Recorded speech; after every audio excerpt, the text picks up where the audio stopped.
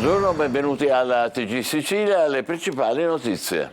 Il business dei rifiuti e la criminalità organizzata. Maxi confisca da 18 milioni di euro della DIA di Catania nei confronti degli eredi di Vincenzo Guglielmino. Il GIP lo aveva definito il volto imprenditoriale del clan Cappello. Catania tra presente e futuro. Il sindaco trentino prova a chiudere i giochi per la giunta e cerca soluzioni per l'emergenza spazzatura. ANCE e Confindustria lanciano una roadmap per la riqualificazione della città entro il 2030. Pelligra, non solo calcio, dal complesso della Perla Ionica all'interessamento per l'ex Bluetech di Termini Imerese sino all'area per il centro sportivo. Il presidente del Catania svela i suoi piani per gli investimenti sul territorio. Il nuovo sindaco di Acireale, Roberto Barbagallo, resta al suo posto, esclusa dall'Avvocatura di Stato l'applicazione della legge Severino al suo caso. Il comune di Taormina lascerà Taormina Arte, la decisione del sindaco De Luca dopo la bocciatura alla modifica dello statuto. Il TAR rigetta il ricorso della società che doveva gestire il Palacongressi. 5 milioni per interventi sul costone lavico della Timpa che sovrasta Santa Maria la Scala.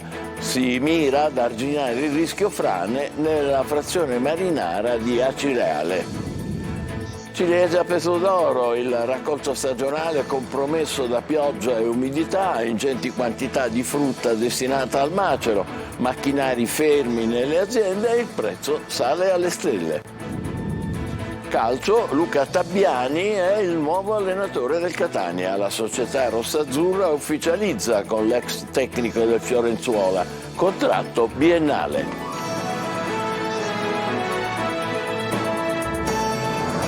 Bentrovati. Una confisca da 18 milioni di euro è stata eseguita dalla DIA di Catania nei confronti degli eredi di Vincenzo Guglielmino, un imprenditore deceduto nel 2018 e ritenuto affiliato alla criminalità organizzata. Il GIP lo aveva definito il volto imprenditoriale del clan Cappello. Simone Mazzone.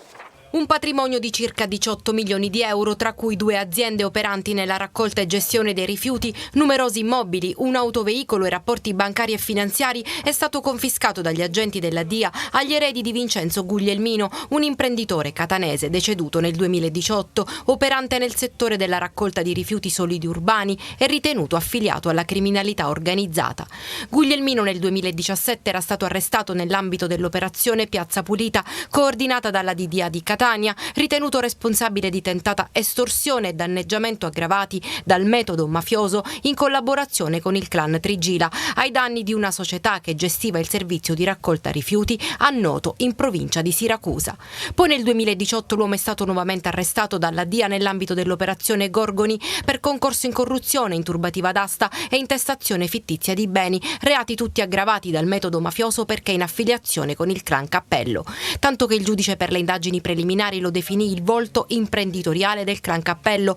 Da una parte l'uomo riceveva protezione riuscendo ad ottenere l'affidamento di importanti appalti pubblici, dall'altra la criminalità che veniva sostenuta economicamente. Gli accertamenti patrimoniali hanno dimostrato una marcata sproporzione tra i redditi dichiarati dall'imprenditore e dal proprio nucleo familiare e l'imponente impero economico accumulato negli anni. Coinvolta anche la famiglia del genero dell'imprenditore, risultata titolare della gran parte dei beni confiscati. Per ripristinare lo stato di legalità in una delle piazze di spaccio di Siracusa, la polizia è intervenuta in via Santi Amato con il supporto del settore ambiente del comune, dei veterinari dell'ASP e del personale dell'Enel. Come vedete, con le ruspe sono state smantellate 2 baracche di legno che secondo gli investigatori rappresentavano la base di spaccio per i pusher, attivi anche la notte. Trovati anche più di 40 piccioni restituiti al proprietario e sono state rimosse tonnellate di rifiuti. 10 le persone denunciate per il reato di furto di energia. Catania divisa fra le urgenze del momento e una visione del futuro. Al convegno organizzato da ANCE, Confindustria e Pelligra Group, i piani per la crescita della città, ma anche un focus sulle priorità immediate. Il sindaco trentino stringe i tempi per trovare la quadra sulla giunta e cerca una soluzione per un'emergenza rifiuti sempre più pressante.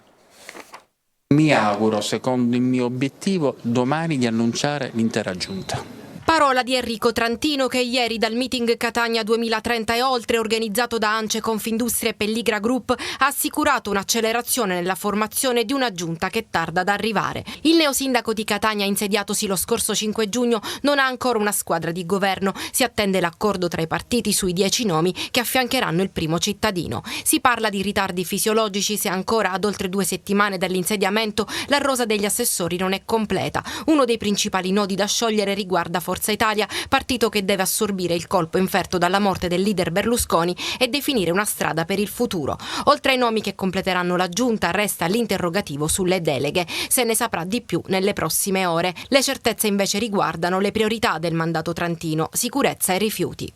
Il tema della sicurezza è un tema che sono certo noi fronteggeremo dovutamente, dando le risposte adeguate che la gente si attende. Su quello dei rifiuti oggi abbiamo avuto un'importante riunione e ho capito che là o ci inventiamo una soluzione diversa oppure patiremo una condizione di sostanzialmente cronicità di quello che viviamo, perché dai dati che ho raccolto c'è un aumento del cumulo della indifferenziata e questo dipende solo dal catanese che si rifiuta di differenziare, però è anche vero che c'è una comunicazione finora abbastanza claudicante. Il sindaco si riferisce all'applicazione Differenziamo Catania, utile e dettagliata ma poco utilizzata dai catanesi. In questo contesto si è discusso di prospettive e futuro della città in vista del 2030. L'ANCE professa ottimismo. Puntiamo al futuro con ottimismo, pensando che veramente questa volta possiamo fare quel passo in più affinché Catania venga veramente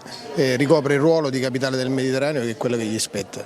In Confindustria si registra l'ingresso di Ross Pelligra. Io mi auguro che presto dirà eventualmente cosa dovrà fare per il territorio e sicuramente è un discorso che va bene per le nostre imprese catanesi. Riqualificazione economica, urbana e sociale sono le parole chiave per Catania, individuate da Confindustria e ANCE da qui al 2030.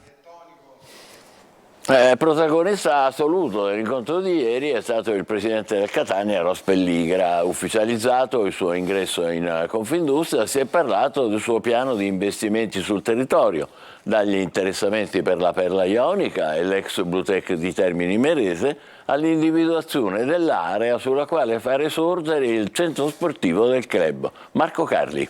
Pelligra non solo calcio, con l'ingresso dell'imprenditore italo-australiano in Confindustria Catania si delinea anche il progetto che va al di là della squadra rossa-azzurra, che coinvolge il territorio a partire dalla Perla Ionica.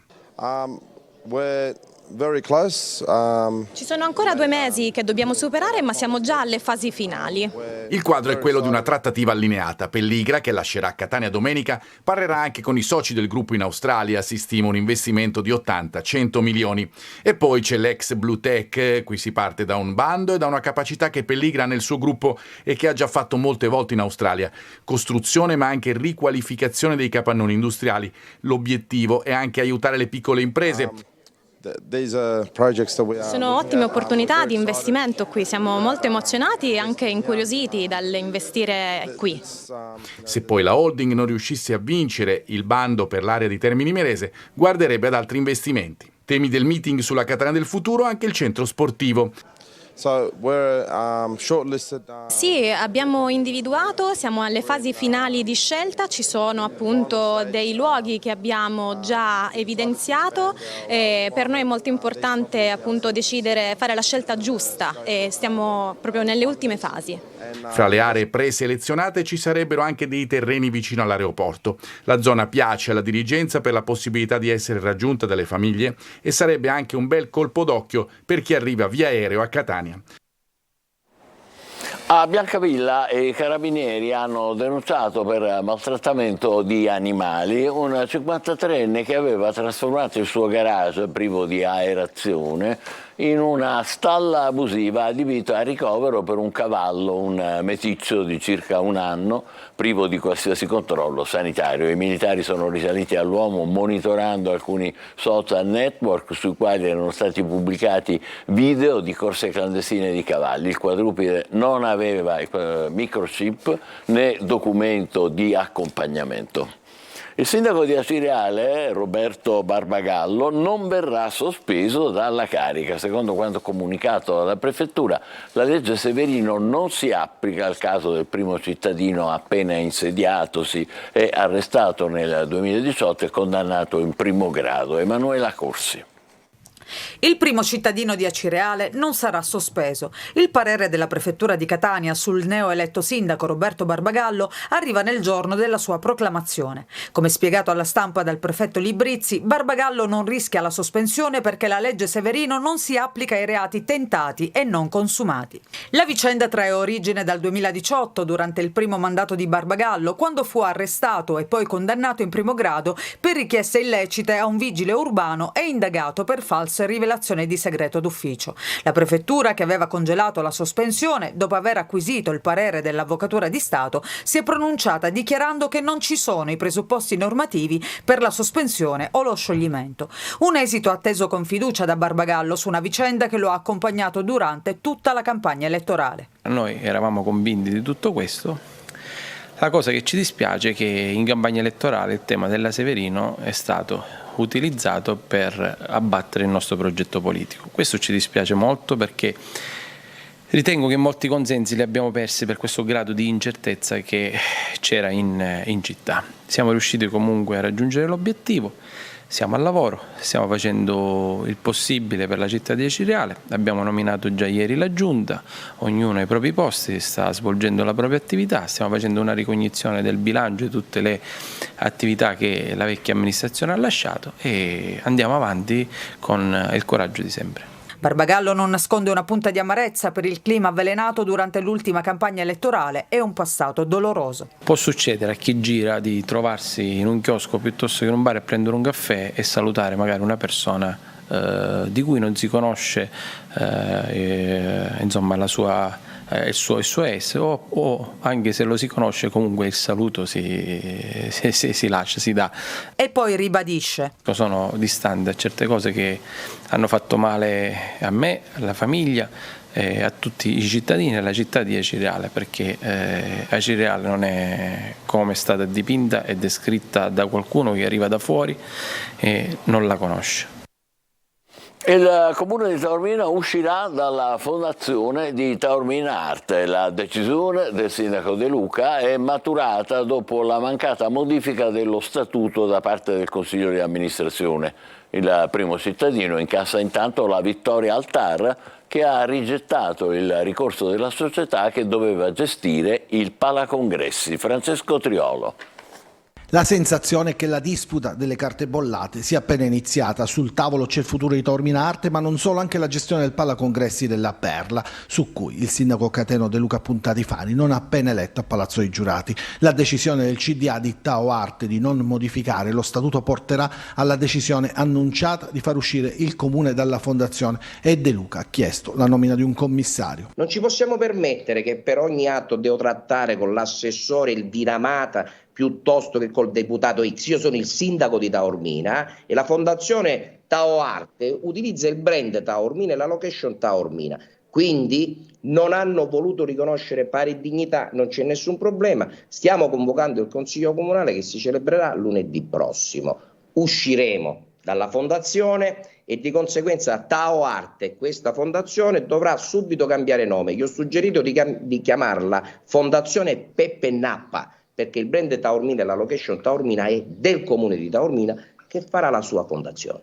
De Luca è pronto non solo ad uscire dalla fondazione, ma anche a sottoporre agli organi competenti quelle che secondo lui sono numerose irregolarità costitutive, con particolare riferimento al mancato conferimento dei beni da parte della regione siciliana. L'altro terreno di scontro è il Palacongressi. Il TAR di Catania ha rigettato la richiesta di Aditus contro il comune di Taormina per ottenere l'annullamento dell'affidamento in concessione. Avevamo detto che la giudicazione del 19 di maggio, a qualche giorno dalle elezioni, era una grande forzatura e infatti il TAR ci ha dato ragione. Io quando mi sono insediato ho fatto una nota ai responsabili del procedimento e ho posto solo un quesito: se era legale mettere a gara per 9 anni un bene senza vulnerabilità sismica, senza da questo punto di vista anche agibilità. Cosa accadrà adesso è da capire, soprattutto per i grandi eventi. Quello che è in essere ovviamente continuerà, è un tema che dipende solo dalla Regione, perché io ho chiesto che venisse nominato un commissario, l'ho detto ieri alla sovrintendente, in modo tale che le attività possano continuare. Se la Regione non vuole nominare un commissario è un problema della Regione, se salterà tutta la programmazione è un problema della Regione, non di Catania De Luca. Tra le 21 località marine che quest'anno conquistano le 5 vele blu di Lega Ambiente e Touring Club, ci sono anche 2 località siciliane. Si tratta di Pantelleria e Santa Marina di Salina. Le 5 vele premiano i luoghi che hanno saputo coniugare al meglio territori d'eccellenza e strategie di sviluppo sostenibile. Pioggia e umidità quest'anno hanno gravemente compromesso il raccolto delle ciliegie, sempre più rare e più care per chi vuole metterle sulla propria tavola. Gli alberi sono carichi di frutti in gran parte destinati al macero per le spaccature causate dal maltempo. Macchinari fermi nelle aziende. A Sant'Alfio slitta anche la tradizionale sagra per mancanza della materia prima. Tonino De Mana. Macchinari fermi ed alberi carichi di ciliegie che però sono già spaccate e quindi destinate ad andare al macero. Oltre alla drosofila, il temuto moscerino della frutta, i produttori di Sant'Alfio, risparmiati quest'anno dalla cenere lavica dell'Etna, fanno i conti con il meteo pazzo che ha già azzerato la prima e seconda produzione a maggio, rischiando seriamente di compromettere anche il raccolto di giugno. Le piogge fuori stagione e l'alto tasso di umidità stanno causando l'effetto cracking, spaccatura, e buona parte del prodotto che vedete in questi alberi alle falde dell'Etna potrebbe essere distrutto. Aprendosi non si possono più raccogliere, non è più permesso la commerciabilità del prodotto e va tutto a male. E sono già gravi le ripercussioni che a cascata ricadono sui consumatori. Un anno orribile per le ciliegie, con una produzione molto limitata, per una legge di mercato automaticamente il prezzo è lievitato tantissimo, siamo intorno agli 8 e 10 euro al chilo. L'aumento delle temperature, ovviamente senza i temuti picchi di calore, potrebbe ancora salvare una parte della produzione ed è questo l'auspicio degli addetti ai lavori, mentre a Sant'Alfio gli organizzatori della sagra della ciliegia, in calendario sempre a giugno, sono stati costretti a posticiparla all'8 ed il 9 luglio. Desolatamente vuota questa fabbrica alle falde dell'Etna, dove non si vede l'ombra di un operaio ed i mezzi sono tristemente fermi. Quest'anno, ripeto, purtroppo siamo fermi a causa delle avversità del maltempo, ma l'anno scorso eravamo più di 7 operai qui che lavoravano come nostri dipendenti nell'azienda. Adesso è tristemente fermo, si spera di poterlo avviare quanto prima. Sì, noi speriamo sempre che non si creino troppi danni e di essere produttivi, si spera, nella prossima settimana. E sono continue le riunioni tra istituzioni e rappresentanti dei consorzi di tutela per cercare di salvaguardare la ciliegia dell'Etna, unico marchio DOP in Italia, con i paesi arabi interessati ad un prodotto sempre più richiesto ed apprezzato all'estero. 5 milioni per interventi sul costone lavico della Timpa che sovratta Santa Maria la Scala. Si mira ad arginare il rischio frane nella frazione marinara di Acireale. Vediamo. 5 milioni di euro per mettere in sicurezza il costone lavico della Timpa di Acireale che sovrasta le abitazioni della frazione di Santa Maria la Scala. Il finanziamento è stato stanziato dal commissario di governo per il dissesto idrogeologico della regione siciliana, che ha riconosciuto l'importanza di un intervento tanto atteso dalla popolazione locale. Qui non occorrevano poche somme per tappare un buco, qui serviva a risolvere il problema in maniera strutturale. 5 milioni penso che sia la cifra giusta. Saranno lavori di messa in sicurezza del costone e proteggeranno il borgo di Santa Maria la Scala. In passato si sono verificati diversi episodi di crollo di massi e pietre dal costone. Alcuni sono finiti sulle abitazioni, fortunatamente senza causare danni ingenti o feriti. La fragilità dell'area imponeva da tempo una risposta da parte della regione per la sicurezza dei cittadini. Alcune frane recenti, 2016-2019, hanno colpito anche alcune abitazioni. Il rischio che qualcuno possa farsi veramente male o qualche abitazione possa essere distrutta è seria. La messa in sicurezza della Timpa, sovrastrutturata sovrastante Santa Maria la Scala è stata sollecitata da più parti, dai cittadini, dal parroco e anche dal comitato spontaneo nato per risolvere la problematica. Facciamo una breve pausa, al rientro conosceremo il nuovo allenatore del Catania. State con noi.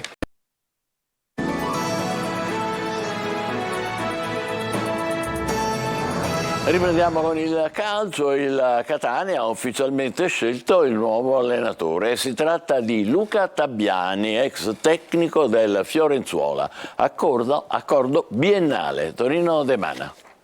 Ieri la risoluzione contrattuale con il Fiorenzuola, oggi l'annuncio. Luca Tabbiani, nato a Genova, 44 anni, è il nuovo allenatore del Catania. Per lui un contratto biennale con la società rosso-azzurra che punta forte sul tecnico ligure che ha vinto la concorrenza di Javorčić. Esperienza da vendere in Serie C, Tabbiani predilige un 4-3-3 parecchio offensivo con gli esterni abili ad inserirsi nella manovra, affidandosi spesso alla difesa alta con centrocampisti velocisti ed esterni d'attacco mobili in grado di saltare l'uomo. L'ormai ex tecnico del Fiorenzuola porterà con sé il vice Coppola, ma potrebbe trovare alcuni elementi dello staff di Ferraro. Quest'ultimo sarebbe molto vicino alla Cavese. L'assetto tattico di Tabbiani potrebbe garantire la permanenza a Catania di alcuni protagonisti dell'ultima stagione di Serie D. Gli indiziati principali sono senza dubbio De Luca e Russotto. In avanti potrebbe avere una chance Sarao, magari come vice degli eventuali nuovi acquisti Patierno o Caturano. Su questo stanno lavorando il vicepresidente Grella, il DS Laneri ed il direttore generale Carra, che hanno intensificato gli sforzi in queste ore per mettere il primo tassello del nuovo Catania. Tabbiani verrà presentato alla stampa subito dopo la firma del contratto, poi verrà ufficializzata anche la composizione dello staff tecnico. A 4 giorni dal termine ultimo per l'iscrizione in Serie C, il futuro del Messina è incerto. Tra le opzioni sul tavolo la riapertura della trattativa per la cessione della società tra il presidente Sciotto e l'imprenditore Mannino, rimasto in città. Sergio Colosi. Dal patto di riservatezza al volo degli stracci con comunicazioni ufficiali, il passo è stato breve. Ad interromperlo, dopo averlo richiesto, il presidente del Messina Pietro Sciotto, che in merito alla cessione del club ha accusato l'imprenditore Fabrizio Mannino di non avere fornito adeguate garanzie. Mannino in conferenza ha risposto ai presenti con un certificato bancario sulla sua reale forza economica, ma spiegando che i debiti della CR non ammontano ad 1.200.000 euro come dichiarato da Sciotto, ma a 2.800.000 euro, frutto della due diligence richiesta da Mannino, comunque ancora pronto al dialogo per acquistare il Messina.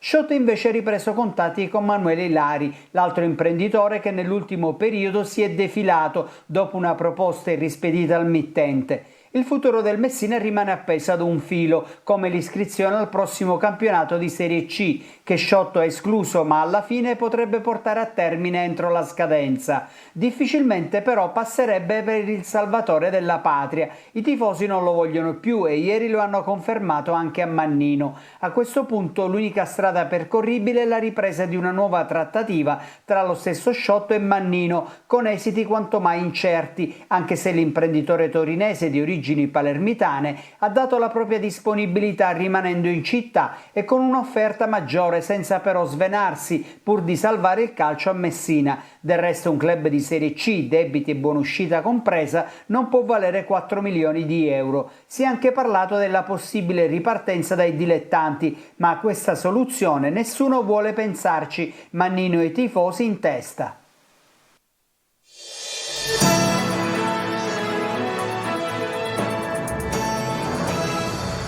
A Roma, sul SUV che a 110 all'ora è piombato sulla Smart uccidendo il piccolo Manuel di 5 anni.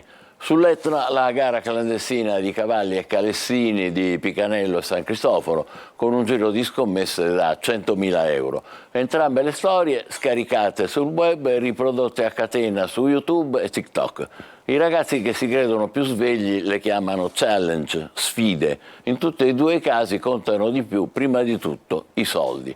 Più visualizzazioni ottieni, più soldi fai con gli sponsor. The Borderline, il canale fondato dal ventenne positivo alla cannabis e indagato per omicidio stradale, Ecco, questo suo canale ha fatturato 191.000 euro soltanto l'anno scorso. Dalle nostre parti, dove dietro alle sfide a cavallo si nascondono spesso le cosche, il video su TikTok è stato pubblicato dalla scuderia del vincitore come celebrazione del trionfo e naturalmente come ulteriore promozione in vista di future gare. Soldi facili a tutti i costi, per i giovani che scambiano la follia incosciente per popolarità e per chi traveste con i panni della modernità, con i telefonini che registrano cavalli, fantini, moto, gente che fa il tifo, sfide antiche e proibite che, come abbiamo sentito anche oggi da Biancavilla, di sportivo non hanno nulla. Ci fermiamo qui, TG Sicilia torna alle 20. Buon pomeriggio.